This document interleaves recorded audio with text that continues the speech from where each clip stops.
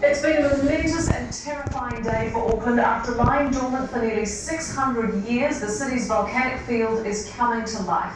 Ironically, it's an absolutely stunning evening here in Auckland, the kind of evening when everyone would normally be heading out to the beaches. Instead, we are waiting, not sure what to do next, not sure if this volcanic threat is real or not. We picked last night, actually, when the earthquake started. We're going over to my sister's place in Henderson. I guess it's probably reasonably safe over there. Trying not to panic. But I think this morning I just wanted to wake up and think it was all a bad dream, but unfortunately it is not. By 8 o'clock this morning, the roads out of the evacuation zone were gridlocked. Bloody ridiculous. We're supposed to be fleeing for our lives, and the traffic hasn't moved for 15 minutes. Despite instructions from civil defence authorities, many people outside the primary evacuation zone joined the exodus, increasing congestion. We're asking residents outside the red zone to stay in their homes until further notice. Soldiers from Papakura military camp joined forces with civil defence staff and police, going door to door to make sure no one had been left behind.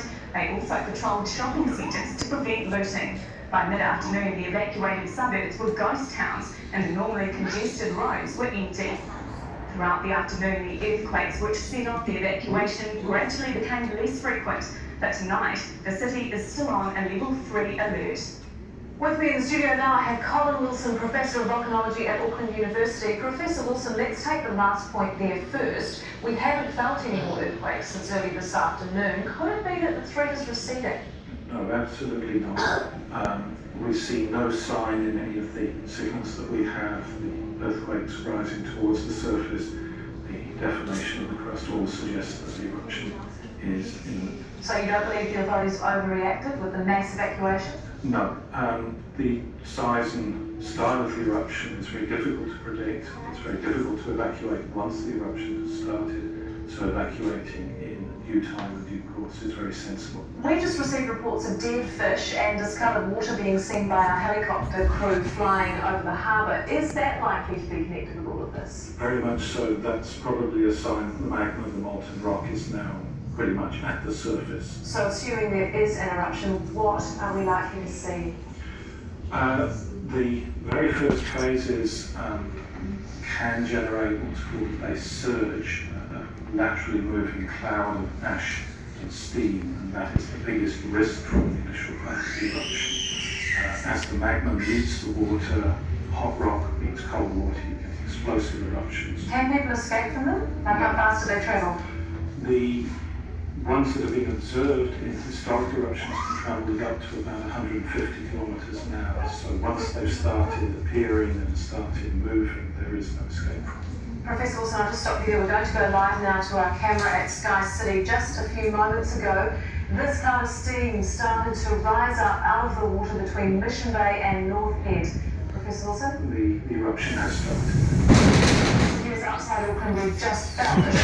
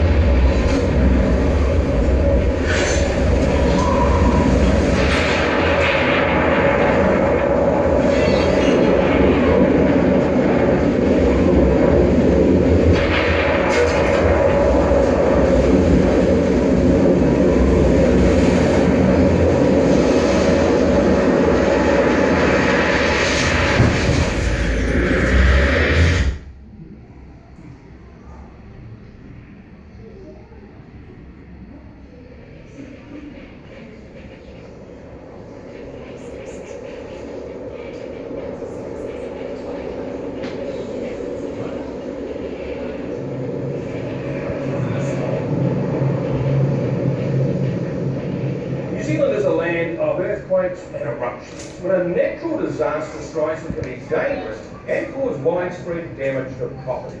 Minimising the risk of destruction due to a natural disaster, such as a volcanic eruption, is a matter of being prepared.